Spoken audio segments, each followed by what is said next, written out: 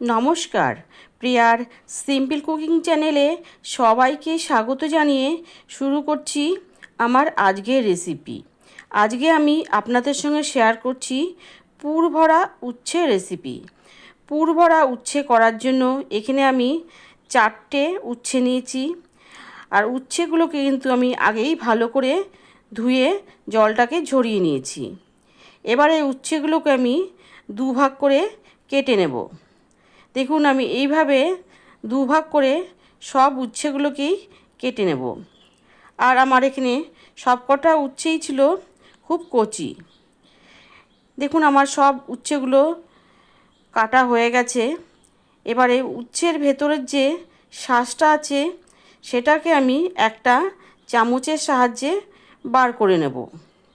আর আজকের এই উচ্ছের রেসিপিটা কিন্তু আমি একদম নিরামিষভাবে তৈরি করব। দেখুন, আমি একইভাবে সব উচ্ছের শাঁসগুলোকে বার করে নিয়েছি।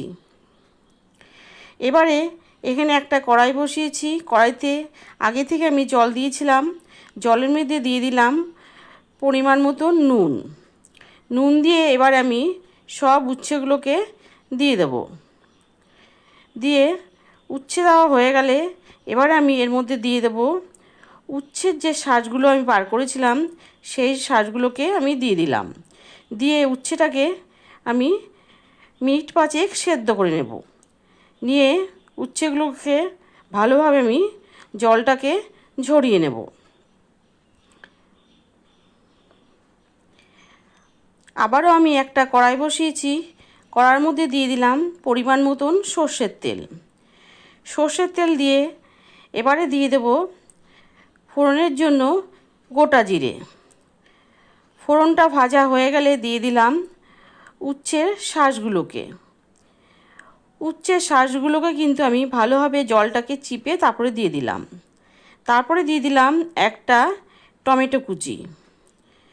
টমেটো কুচি দিয়ে একটু নাড়াচাড়া করে নিয়ে এবারে দিয়ে দেবো এর মধ্যে 1 চামচ কাশ্মীরি লঙ্কার গুঁড়ো, পরিমাণ মতো হলুদ গুঁড়ো, জিরের গুঁড়ো আর দিয়ে দেবো ধনের গুঁড়ো। দিয়ে এবারে আমি দিয়ে দেবো পরিমাণ মতো নুন। নুনটাকে কিন্তু বুঝে দিতে হবে, কারণ উচ্ছে যখন আমি সেদ্ধ করেছিলাম সেই সময় কিন্তু উচ্ছের মধ্যে নুনটা দেওয়া ছিল। দিয়ে কিছুক্ষণ আমি কষিয়ে নেওয়ার পর দিয়ে দিলাম সামান্য একটু আদা আর সামান্য একটু লঙ্কা বাটা। আদার সঙ্গেই কিন্তু লঙ্কাটা বাটা ছিল। দিয়ে দিলাম সামান্য একটু জল। জল দিয়ে ভালোভাবে এবার আমি কষিয়ে নেব, যাতে টমেটোটা সুন্দরভাবে গলে যায় এবং উচ্ছের শাঁসের সাথে মিশে যায়। দেখুন, সুন্দরভাবে কষানো হয়ে গেছে। এবার এর মধ্যে আমি দেব আগে থেকে আমি ছানা তৈরি করে রেখেছিলাম। তৈরি করে ছানার জলটাকে ঝরিয়ে রেখেছিলাম, সেই ছানাটাকে আমি দিয়ে দিলাম। দিয়ে আবারও প্রায় 2 মিনিট মতন ভালোভাবে মশলার সাথে কষিয়ে নেব।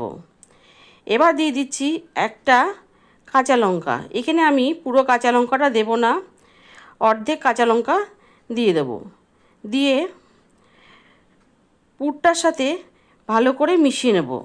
আর দিয়ে দিলাম সামান্য একটু চিনি। দিয়ে ভালো করে আরও 1 মিনিট মতন রান্না করে আমি পুরটাকে নামিয়ে ঠান্ডা করে নেব। দেখুন, এখানে আমি উচ্ছে আর পুর নিয়েছি। এবারে যে হাফ করা উচ্ছে ছিল তার মধ্যে পুরটাকে আমি বেশ ভালো করে চেপে চেপে ভরে নেব। আজকের যে আমি পুর ভরা উচ্ছেটা বানাচ্ছি, এই উচ্ছেটা কিন্তু যে সকল বাচ্চারা তেতো খেতে চায় না তাদেরকেও দিয়ে দেবেন। তারাও কিন্তু খুশি হয়ে এই পুর ভরা উচ্ছেটা খেয়ে নেবে। খেতে এতটাই ভালো হয়, বড়রা তো খাবেই। দেখুন, এখানে আমি সব উচ্ছের মধ্যে পুরগুলোকে ভরে নিয়েছি। এবারে একটা বসিয়েছি প্যান। প্যানের মধ্যে দিয়ে দিলাম সামান্য একটু সর্ষের তেল। সর্ষের তেল দিয়ে তেলটাকে ভালোভাবে চারিদিকে ছড়িয়ে দেব। ছড়িয়ে দিয়ে তেলটাকে একটু গরম হতে দেব। দেখুন, তেলটা গরম হয়ে গেছে। এবারে আমি এক এক করে সব উচ্ছেগুলোকে দিয়ে দেব। আর এখানে কিন্তু আমি উচ্ছে যেদিকে পুরটা ভরা আছে সেদিকটা আমি ওপরের দিকে রাখছি। এইভাবে আমি সব উচ্ছেগুলোকে এক এক করে দিয়ে দেব, দিয়ে এক পিঠটাকে হতে দেব। আর এই সময় কিন্তু গ্যাসের ফ্লেমটাকে রাখবো একদম লো টু মিডিয়ামে রেখে আমি প্রথমে এক পিঠটাকে হতে দিলাম। দেখুন এক পিঠটা হয়ে যাওয়ার পর আমি খুব সাবধানে পুরের দিকটা উল্টে দিচ্ছি। উল্টে দিয়ে আমি পুরের দিকটাকে হতে দেব। এখানে আমি উচ্ছেগুলোকে উল্টাতে উল্টাতে বলে রাখি, আমার নিত্য নতুন রান্না দেখার জন্য আমার চ্যানেলটি যারা সাবস্ক্রাইব করেছেন তাদেরকে জানাই অসংখ্য ধন্যবাদ। আর আমার চ্যানেলটি যারা প্রথম দেখছেন তারা অবশ্যই আমার চ্যানেলটিকে সাবস্ক্রাইব করে আমার পাশে থাকবেন। আর পাশে থাকা বেল আইকনটি প্রেস করে দেবেন, যখন কোনো আমি নতুন ভিডিও দেব তার আপডেট সবার আগে আপনাদের কাছে পৌঁছে যাবে। দেখুন এখানে আমার পুরের দিকটা বেশ ভালো করে ভাজা হয়ে গেছে। আমি আবারও ভালো করে খুব সাবধানে উল্টে দিলাম। উল্টে দিয়ে অপর পিঠটাকেও আমি আরও 2 মিনিট মতন লো আঁচে ভেজে নিলাম। আমার পুর ভরা উচ্ছে কিন্তু একদম রেডি হয়ে গেছে। এবার আমি একটা সার্ভিং ট্রেতে সার্ভ করে দিচ্ছি।